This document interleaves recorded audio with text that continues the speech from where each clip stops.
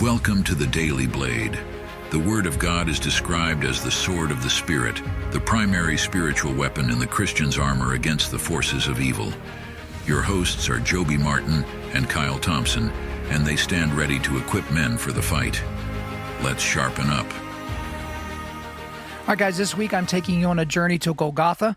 So far, we've looked at the life of Abraham, God calling him to sacrifice his son Isaac, Abraham coming close to doing so, only to be stopped by an angel of God, and then God providing an adult male lamb stuck in a thorn bush as a substitutionary sacrifice. Today, we're going to jump forward roughly 1,000 years in history, and we're going to go to the Valley of Elah for a 1v1 battle. But before we get there, we need to get the lay of the land. So at this time, Saul is the king of Israel. In 1 Samuel 15, through the prophet Samuel, God communicates that he now rejects Saul as king because Saul stopped obeying him. So Saul desperately protested this, but God made up his mind. Then in 1 Samuel 16, God sends the prophet Samuel to the home of Jesse the Bethlehemite because God had chosen one of Jesse's sons to be anointed the next king of Israel. So Jesse brings 7 of his sons before Samuel, but Samuel says that the Lord has not chosen any of them, okay? Jesse said that he had one more son who was tending to the sheep. So Samuel told Jesse to fetch this last son, and that son's name was David. Yes, that David.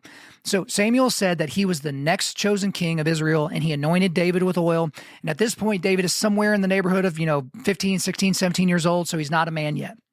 So later in 1 Samuel 16, we see that the Spirit of the Lord has left King Saul, and now he's being tormented by a demonic spirit. So Saul's servants suggested finding someone that could play the lyre really, really well and play that for the king so it could soothe him. And one of the servants mentioned that David, yes, again, that David, was such a player. So Saul summoned David. David came to the royal palace and was at Saul's service, and he eventually became Saul's armor bearer. And anytime Saul was being attacked by a demonic spirit, basically David would play the lyre and it would calm, King Saul. Now we get to one of the most famous chapters in the Old Testament. So we're going to go to 1 Samuel 17. I'm going to start in verse 1. Now the Philistines gathered their armies for battle, and they were gathered at Sukkah, which belongs to Judah, and encamped between Sukkah and Azekah and Ephedes Damin. Sorry, I don't really know those names, but we're going to keep going. Verse 2. And Saul and the men of Israel were gathered and encamped in the valley of Elah and drew up in line of battle between the Philistines. And the Philistines stood on the mountain on one side, and Israel stood on the mountain on the other side, with a valley between them. And there came out from the camp of the Philistines a champion named Goliath of Gath, whose height was 6 cubits and a span. This is about 9 foot 9 inches tall. He had a helmet of bronze on his head, and he was armed with a coat of mail, and the weight of the coat was 5,000 shekels of bronze. That's about 125 pounds. And he had a bronze armor on his legs and a javelin of bronze slung between his shoulders. The shaft of his spear was like a weaver's beam, and his spear's head weighed 600 shekels of iron. That's about 15 pounds. And his shield bearer went before him. He stood and shouted to the ranks of Israel, "Why have you come out to draw up for battle? Am I not a Philistine, and are you not servants of Saul?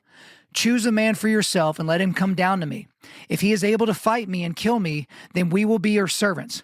But if I prevail against him and kill him, then you shall be our servants and serve us." And the Philistine said, "I defy the ranks of Israel this day. Give me a man that we may fight together."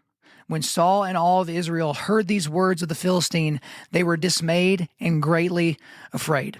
So guys, Goliath came to the battlefield every day for 40 days, challenging the Israelites to send out a champion to fight him. And everyone was just basically too afraid. So he was literally mocking and spitting in the face of their God, Yahweh, and nobody answered the call. So during this time, David was going back and forth between King Saul's side and to his father's land to tend to the sheep. But he came to the battlefield to meet up with his brothers, and he heard what Goliath was screaming in the middle of the valley. And so let's just say that he wasn't very happy about this. So let's go to verse 26 here. And David said to the men who stood by him, "What shall be done for the man who kills this Philistine and takes away the reproach from Israel? For who is this uncircumcised Philistine that he should defy the armies of the living God?" So word ends up getting back to King Saul about what David had said. And so Saul summons David to him, and then they have this interaction starting in verse 32. And David said to Saul, "Let no man's heart fall because of him. Your servant will go and fight with this Philistine." And Saul said to David, "You are not able to go against this Philistine to fight with him, for you are but a youth, and he has been a man of war from his youth." But David said to Saul, "Your servant used to keep sheep for his father. And when there came a lion or a bear and took a lamb from the flock, I went after him and struck him and delivered it out of his mouth. And if he arose against me, I caught him by his beard and struck him and killed him. Your servant has struck down both lions and bears, and the uncircumcised Philistine shall be like one of them, for he has defied the armies of the living God." And David said, "The Lord who delivered me from the paw of the lion and from the paw of the bear will deliver me from the hand of this Philistine." And Saul said to David, "Go, and the Lord be with you." So Goliath of Gath has been jonesing for a fight for 40 days, and David, a teenage shepherd boy, says, "I'm your huckleberry." And we'll pick back up with the story tomorrow. Thank you for listening to today's episode. Before you go, if you want to help equip other men for the fight, share this podcast around and leave us a 5-star rating and review. Stay sharp.